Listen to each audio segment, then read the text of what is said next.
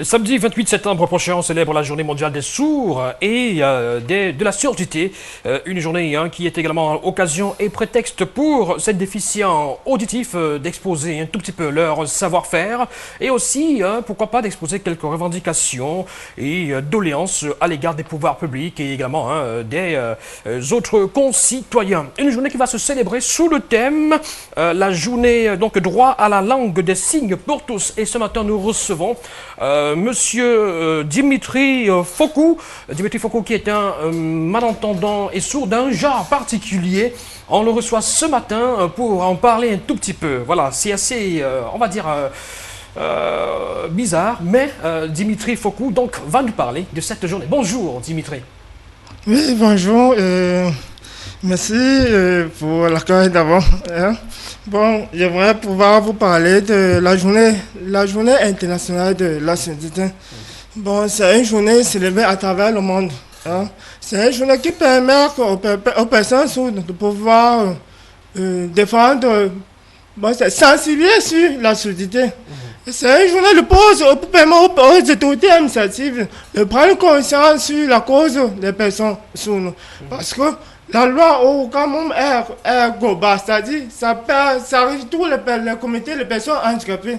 Par contre, une journée de la surdité permet alors aux autorités de pouvoir mieux prendre en compte le droit des personnes sourdes dans la communauté. Parce qu'il existe les différents types d'handicapés ont leurs problèmes particuliers. Absolument. Par contre, absolument. Bon, ça là, pourquoi? Parce que les sourds ont un problème commun en langue, le problème de la communication en langue des signes. Voilà. Or, le thème choisi par par la Fédération mondiale des sourds pour l'année 2019, c'est droit à la langue des signes pour tous. C'est-à-dire quoi? Tout le monde doit pouvoir signer. Même dans les hôpitaux, par exemple, lorsqu'un sourd arrive dans une clinique, il a un problème de santé, il est parfois difficile pour lui d'être diagnostiqué.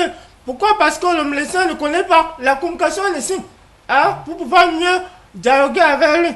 Et en plus, alors, les médias télévisés, donc par les interprètes, pour pouvoir signer lors des journaux télévisés, pour leur permettre d'avoir aussi accès aux informations. Bon, alors, c'est une journée alors qui permet alors au gouvernement de pouvoir mieux prendre en compte le problème réel des personnes sourdes, en incluant la communication, la langue des signes dans tous les domaines sociaux.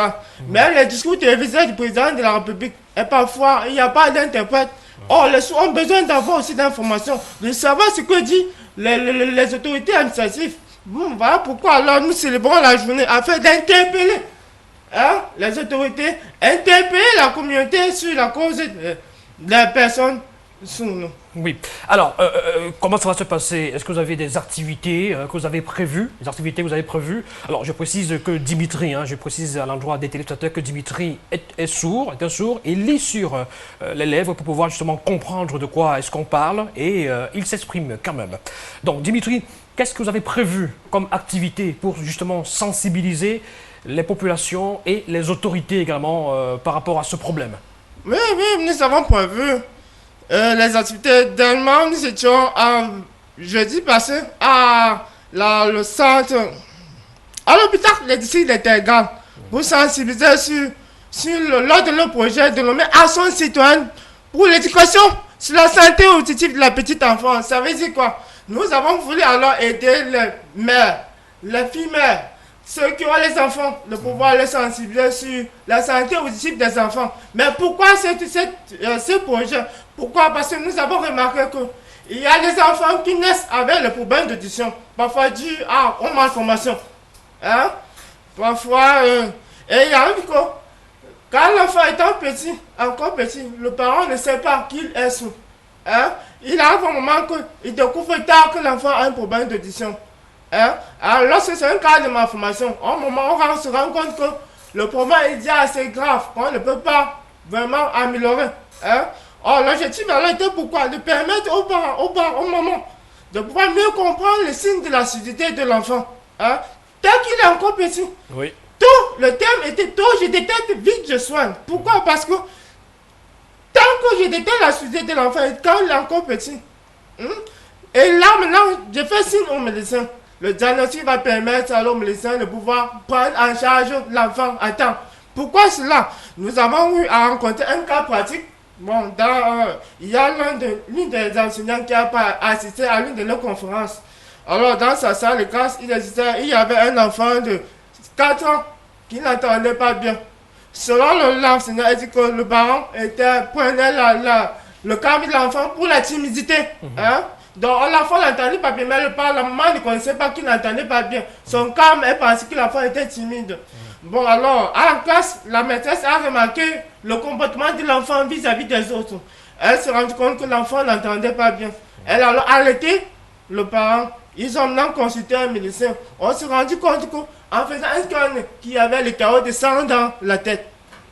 Il a fallu alors une opération pour sauver l'enfant. Voilà. Or, l'enfant est né avec ce problème.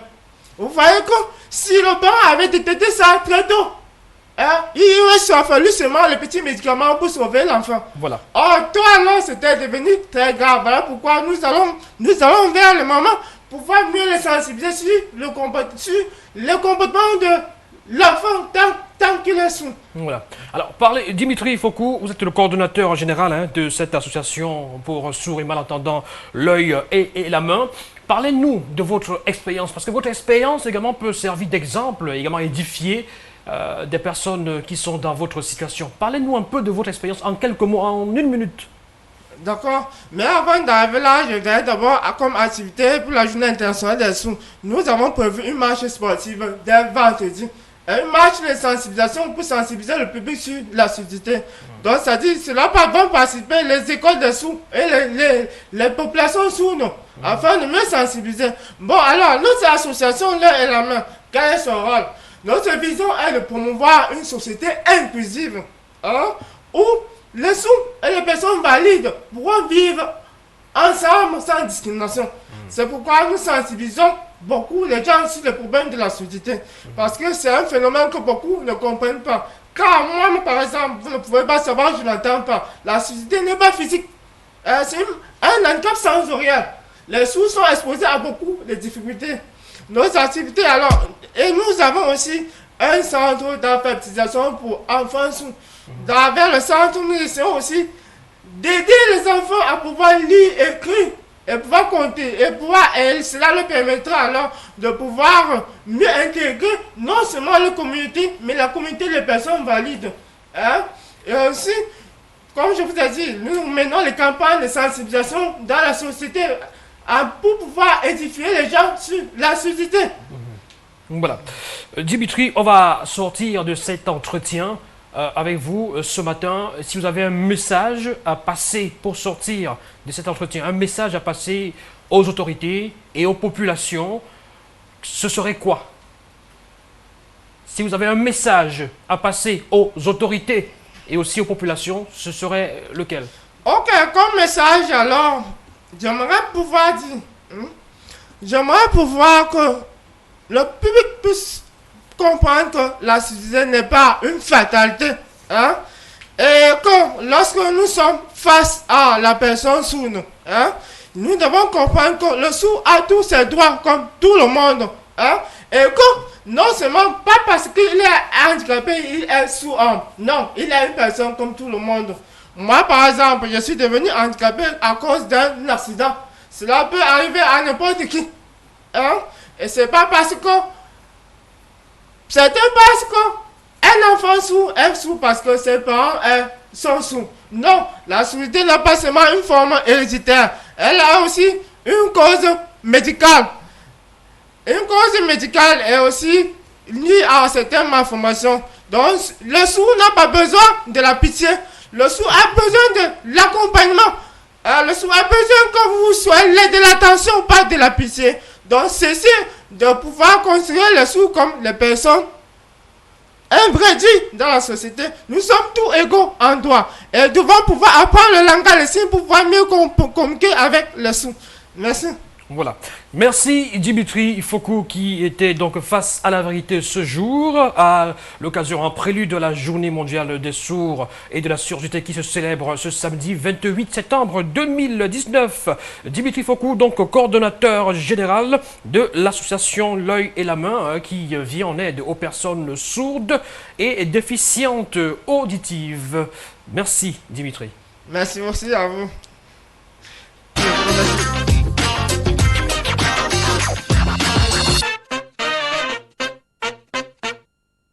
Alors, merci à vous, Yannick Reynaud.